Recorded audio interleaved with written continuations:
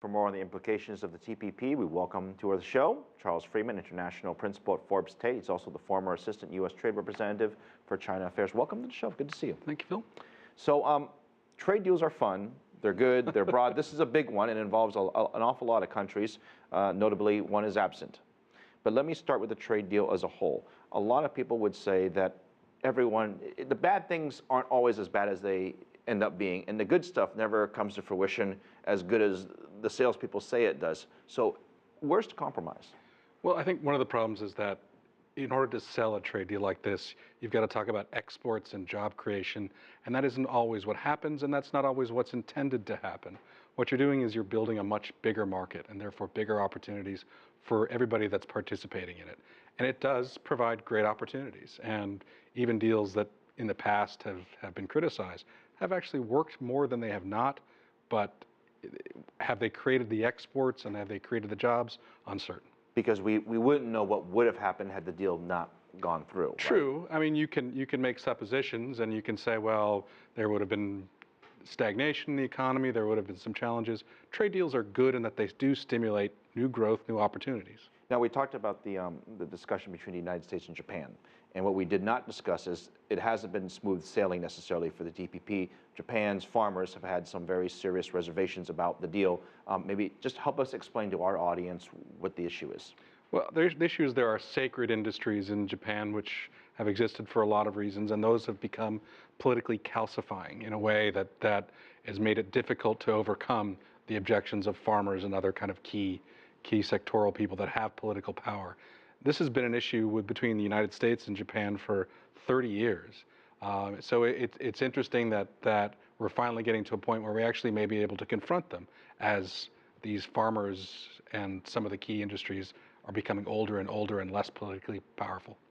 Labor unions and labor in general have been quite skeptical of trade deals because they often claim that it takes away jobs from the United States. And well, I could probably argue either way. I'm going to let you do it.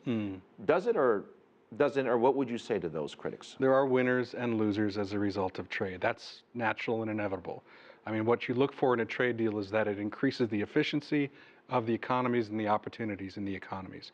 It's up to an individual country or a government to actually work within that freer economic system to build the tools that create jobs and create further opportunities. We may have not done as good a job at that in previous trade deals as we might have done. This particular one, the TPP, who's likely to benefit? When I mean who, I mean the industries. For the U.S., I mean, it's hard to know. We don't know what's in the text of the agreement, and therefore it's hard to know exactly who will benefit most.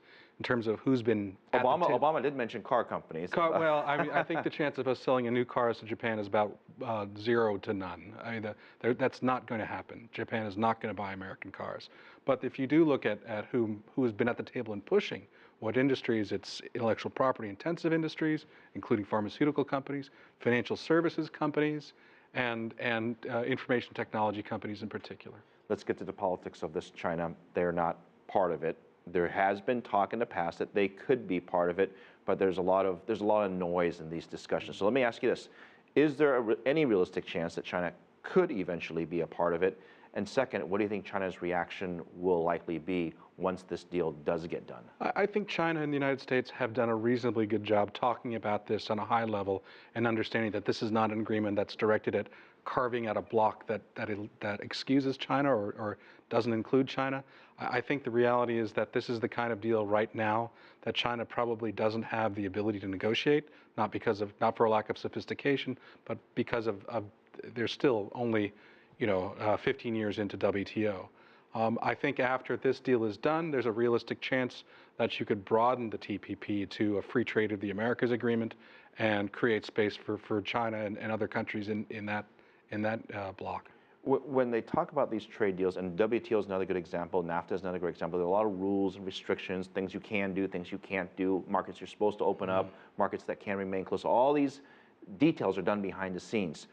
Who's responsible for ultimately enforcing it? If you and I are in a deal and I violate the deal for whatever reason, what's the recourse? Well, it depends. I mean, there are systems that allow the individual countries to invoke tariffs if there's a perceived challenge in through the process, and there are processes depending on whether it's an investment issue or otherwise, to call in independent tribunals to get them to set up the rules.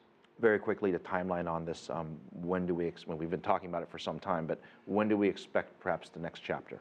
I think the first thing you have to see is for our Trade Promotion Authority fast track in the Congress to pass. That will give a green light to the other negotiating parties, including Japan, that it's safe to come out of the water and finally put their final deal on the table. I will say it seems to be close, but we know how Washington works. Charles Freeman, thank you very much. Good to see you. Thanks, Phil.